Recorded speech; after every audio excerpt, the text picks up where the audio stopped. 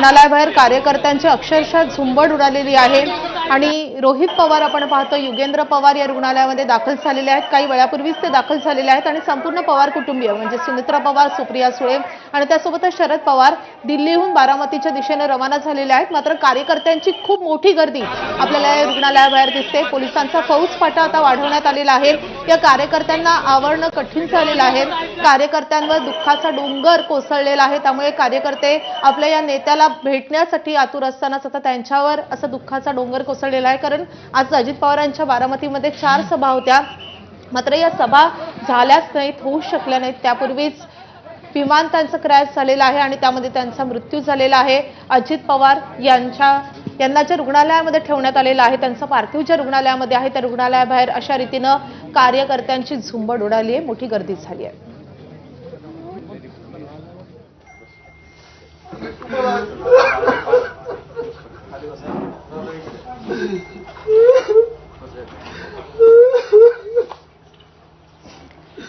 अजित पवारांचे सहकारी उमेश पाटील यांना देखील अश्रू अनावर झालेले आहेत।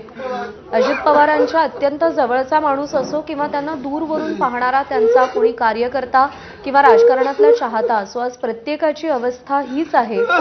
त्यांचा नेता, त्यांचे दादा निघून गेलेले आहेत कायमचे आणि अशा वेळी स्वतःला सावरणं प्रत्येकासाठी कठीण झालेलं आहे। शरद पवारांच्या सावलीत राजकारण करत असताना सुद्धा स्वतःची एक वेगळी ओळख अहोरात्र काम करून, काबाड कष्ट करून लोकांमध्ये मिसळून अजित पवारांनी तयार केलेली होती।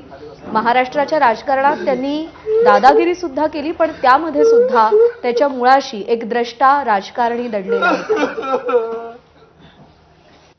महाराष्ट्र राज्याचे उपमुख्यमंत्री माननीय अजितदादा पवार यांचं आज सकाळी दुःखद निधन झाल्याची बातमी कळली आणि ते ऐकून एकदम धक्काच बसला। त्यांनी बऱ्याच वर्षापासून महाराष्ट्राच्या जनतेची सेवा केलेली आहे आणि एक सर्वच पक्षातील कार्यकर्त्याची ते लोकप्रिय होते। त्यांच्या दुःखद निधनाच्या बातमीमुळे सर्वांना एक धक्काच बसलेला आहे आणि एक मोठा नेता महाराष्ट्रानं गमावलेला आहे, महाराष्ट्राचा भाग्यविधाता गमावलेला आहे। त्यांच्या कुटुंबावरती दुःखाचा आणि सर्व महाराष्ट्रावरती दुःखाचा डोंगर कोसळलेला आहे। त्या निमित्तानं मी त्यांना श्रद्धांजली वाहतो आणि खरं तर या दुःखामध्ये बोलण्यासाठी शब्दच नाही आहेत, तरी पण भावपूर्ण श्रद्धांजली वाहतो।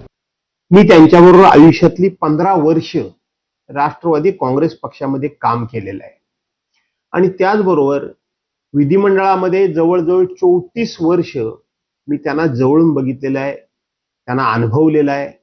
त्यांचा स्वभाव, त्यांची वागण्याची पद्धत, त्यांची काम करण्याची हातोटी ही मी जवळून अभ्यासलेली देखील आहे।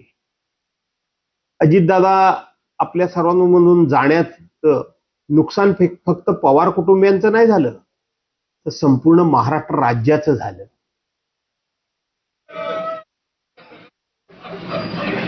अजित पवार यांच्या जाण्यानं संपूर्ण राज्याचं नुकसान झालं अशा भावना सगळेच जण व्यक्त करतात।